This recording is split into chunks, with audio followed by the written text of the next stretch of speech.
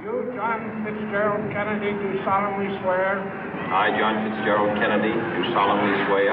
That you will faithfully execute the office of President of the United States. That I will faithfully execute the office of President of the United States. And will, to the best of your ability. And will, to the best of my ability. Preserve, protect, and defend the Constitution of the United States. Preserve, protect, and defend the Constitution of the United States. So help you God. So help me God.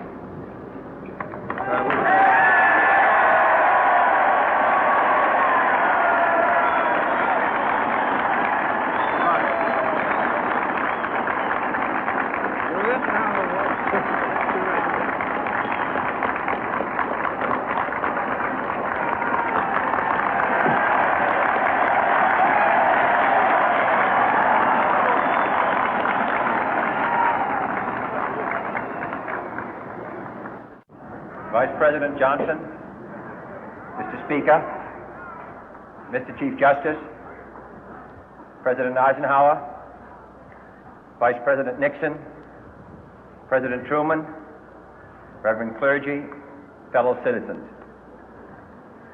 We observe today not a victory of party, but a celebration of freedom, symbolizing an end as well as a beginning, signifying renewal as well as change.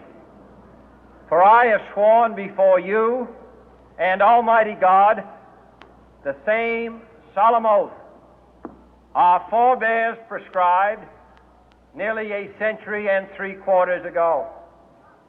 The world is very different now, for man holds in his mortal hands the power to abolish all forms of human poverty and all forms of human life.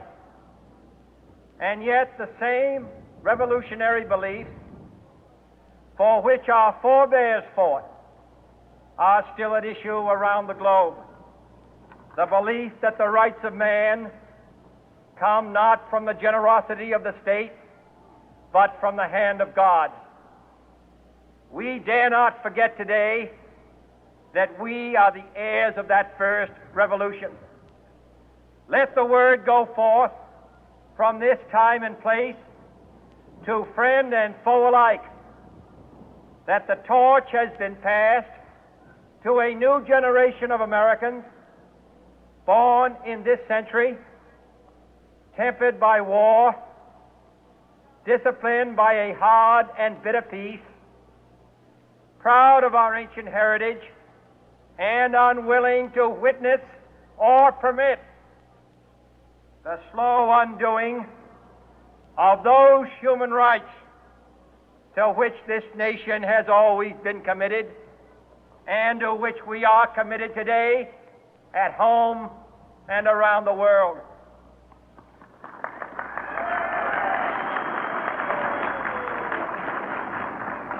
Let every nation know, whether it wishes us well or ill, that we shall pay any price, bear any burden, meet any hardship, support any friend, oppose any foe to assure the survival and the success of liberty.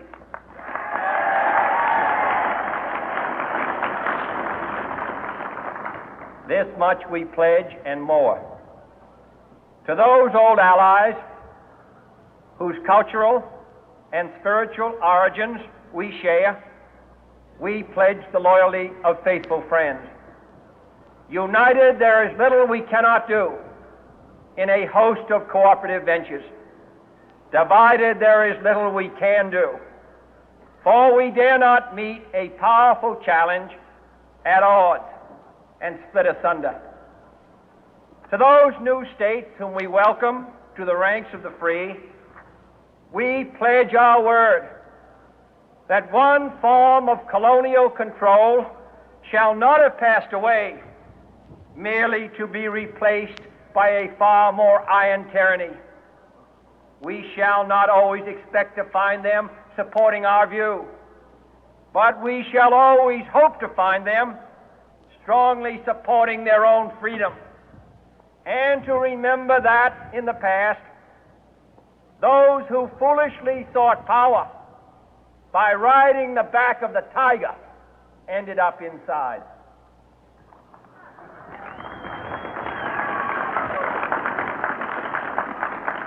To those people in the huts and villages of half the globe struggling to break the bonds of mass misery, we pledge our best efforts to help them help themselves for whatever period is required, not because the communists may be doing it, not because we seek their votes, but because it is right. If a free society cannot help the many who are poor, it cannot save the few who are rich.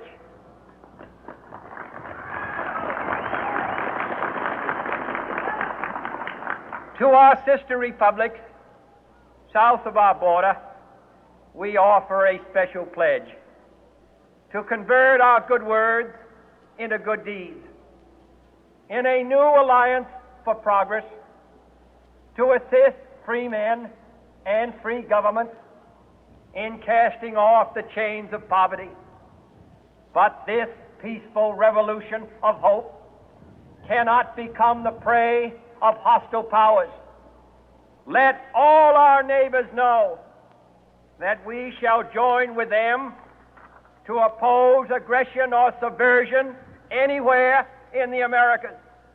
And let every other power know that this hemisphere intends to remain the master of its own house.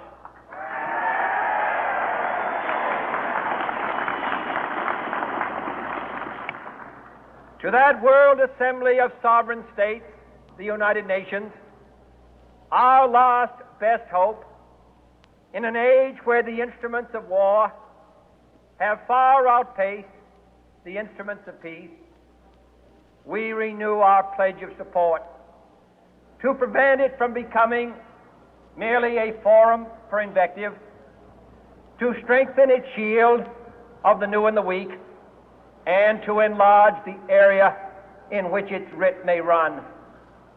Finally, to those nations who would make themselves our adversary, we offer not a pledge, but a request that both sides begin anew the quest for peace. Before the dark powers of destruction, unleashed by science, engulf all humanity in planned or accidental self-destruction, we dare not tempt them with weakness, for only when our arms are sufficient beyond doubt can we be certain beyond doubt that they will never be employed.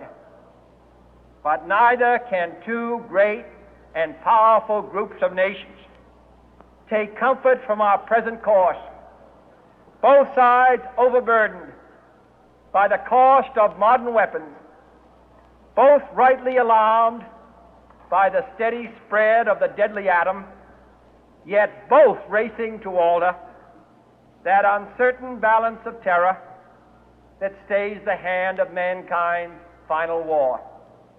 So let us begin anew, remembering on both sides that civility is not a sign of weakness, and sincerity is always subject to proof. Let us never negotiate out of fear, but let us never fear to negotiate.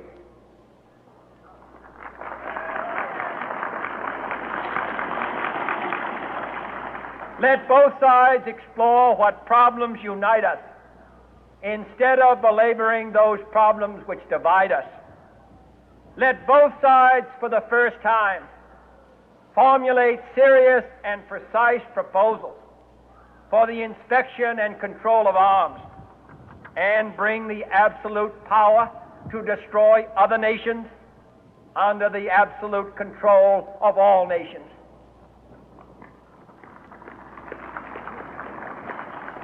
Let both sides seek to invoke the wonders of science instead of its terrors.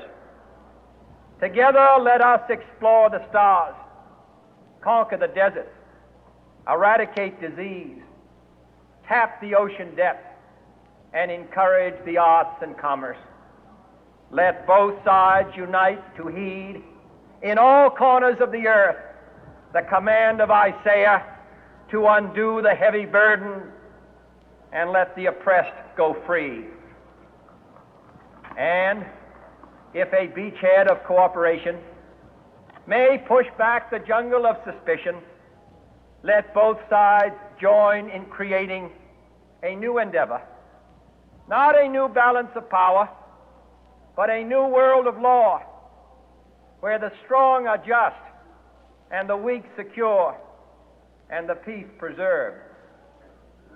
All this will not be finished in the first 100 days, nor will it be finished in the first 1,000 days, nor in the life of this administration, nor even perhaps in our lifetime on this planet.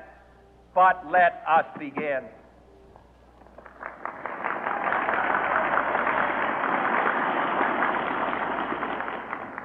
In your hands, my fellow citizens, more than mine, will rest the final success or failure of our course. Since this country was founded, each generation of Americans has been summoned to give testimony to its national loyalty. The graves of young Americans who answered the call to service surround the globe. Now the trumpet summons us again, not as a call to bear arms, though arms we need, not as a call to battle, though in battle we are, but a call to bear the burden of a long twilight struggle, year in and year out, rejoicing in hope, patient in tribulation, a struggle against the common enemies of man, tyranny, poverty, disease, and war itself. Can we forge against these enemies a grand and global alliance, north and south, east and west, that can assure a more fruitful life for all mankind? Will you join in that historic effort?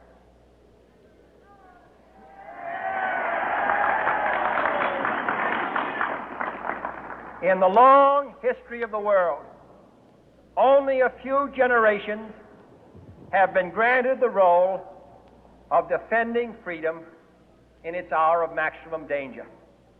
I do not shrink from this responsibility. I welcome it.